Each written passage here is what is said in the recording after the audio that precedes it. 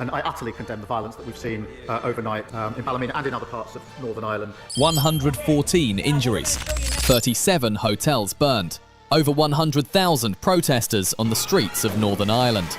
For 3 nights, the Union Jack has glowed in flames instead of light. 8:42 p.m, November 5th, 2025.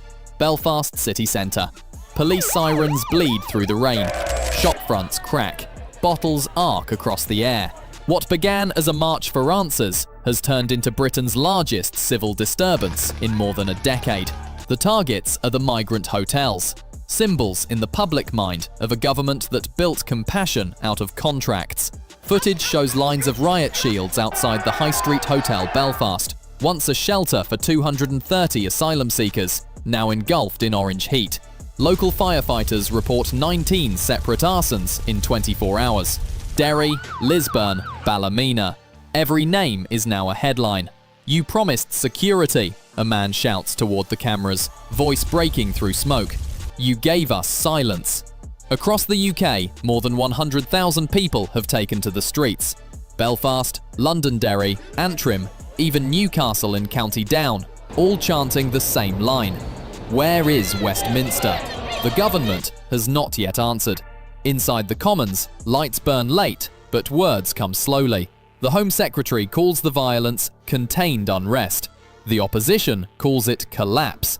Prime Minister Keir Starmer is scheduled to address the nation at dawn. But for millions of Britons watching their screens tonight, dawn feels like an alibi, not a solution. On Sky News, anchors read casualty numbers like clock ticks. 114 injured, 27 police hospitalised, 37 hotels damaged, £68 million in property losses. Economists warn that if the riots spread to mainland ports, logistics routes to Liverpool and Glasgow could cease within 48 hours. At 9 p.m, an encrypted memo leaks from the Home Office. Northern Command overstretched. Reserve units requested. Political approval pending. That approval never came. At the edge of the crowd, a young nurse named Sophie McAllister holds up her phone, live streaming the chaos. "This is my street," she says quietly. "My rent went up 41% this year, and they tell me there's no funding left.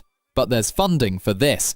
Her video racks up 3.2 million views in 6 hours. If you're watching this now, you've seen the footage too. What you're seeing isn't just protest, it's exhaustion. 10:27 p.m. The first wave hits the Stormont Parliament grounds. Barricades collapse. Police deploy tear gas for the first time since 2013. Reporters describe the sound as a heartbeat of panic. From London, Downing Street releases a 3-sentence statement. The Prime Minister condemns violence. Public safety remains our priority. Dialogue must continue. But dialogue ended when the first hotel fell. Behind closed doors, the intelligence briefings are grim. MI5's regional desk lists 52 online channels coordinating real-time crowd movements. Encrypted, shifting by the minute. Police drones jammed twice. Cellular towers burned in Coleraine. An internal line from the Cabinet Office reads, "Containment impossible." Public mood volatile. At 11 p.m, energy traders flag anomalies. Oil depots in Belfast and Larne report blockade attempts. By midnight, fuel distribution across Northern Ireland drops 19%. Hospitals switch to backup generators, and still, Westminster sleeps. Across social media, one phrase trends above all, #BritainOnFire. Within 12 hours, it hit 64 million impressions, eclipsing even the 2024 general election. Clips of riot officers kneeling in front of crowds go viral with captions like, "We serve the people, not the politicians." By dawn, the question is no longer who started the fire, but who benefits from the smoke. In the morning briefing, a senior advisor warns, "If we call it terrorism, we criminalise half the country. If we don't, we lose control of the rest." The Prime Minister says nothing. Cabinet sources say he looks pale, eyes fixed on the screen showing Belfast in flames. Meanwhile, analysts report an 8% drop in consumer confidence, £1.2 billion wiped from retail markets, and a 46% surge in flight bookings from Belfast to Dublin. When citizens start fleeing their own country for a weekend of peace, you know the numbers are more than statistics, they're a diagnosis. In Lisburn, a crowd of thousands forms around the ruins of the King's Crown Hotel. The building had hosted 112 migrants, funded by the Home Office at a rate of £189 per head per night. That contract was worth £7.8 million a year. Now it's ash. An elderly veteran named Thomas Reed walks past the debris with a flag over his shoulders. "I fought for this country," he tells reporters, "but I don't recognise it anymore."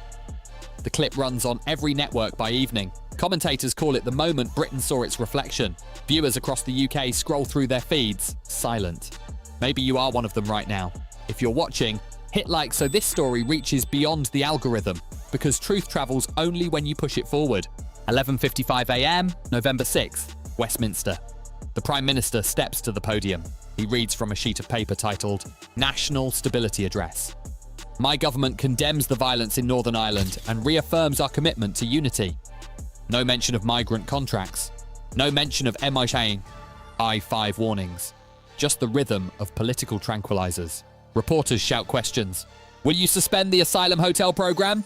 Will you visit Belfast?" He turns away. The broadcast ends in silence, but outside the noise is still growing. By nightfall, the numbers become unreal. 142 injured, 53 arrested, £91 million in damage. Emergency rooms overflow. Police morale drops 29%. Public trust in government plummets to 22%, a record low. Foreign press labels it the Starmer collapse. In Brussels, one diplomat says, off record, Britain used to export stability. Now it exports chaos. As midnight returns to Belfast, rain starts to fall over charred streets. Civilians sweep the pavement, collecting glass and ash into buckets. Someone hangs a sign over a burned-out door. Home once, hope again. The camera pulls back.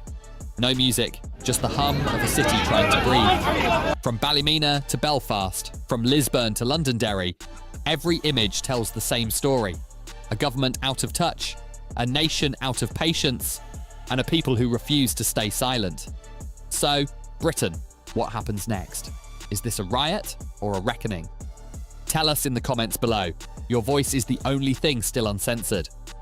And for those who still believe truth matters, subscribe and turn on the bell, because silence wins only when you stop listening.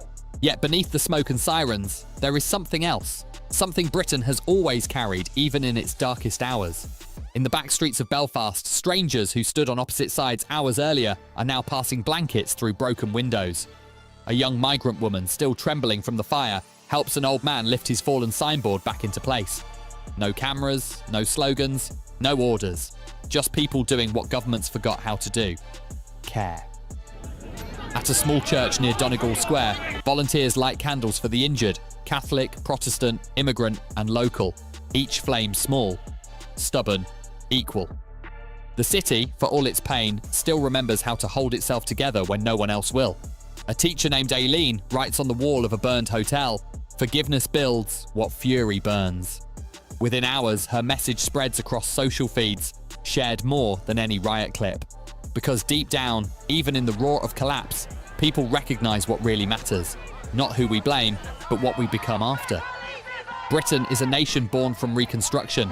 Rubble to roof, war to welfare, silence to song. Maybe tonight's fire is not the end of something, but the beginning of a question we've ignored for too long. How much anger does it take to remember empathy? The flames will die out. The buildings will rise again, but the lesson written in Belfast smoke will remain. That strength isn't control, it's compassion that survives the chaos. This is Brit Alert News.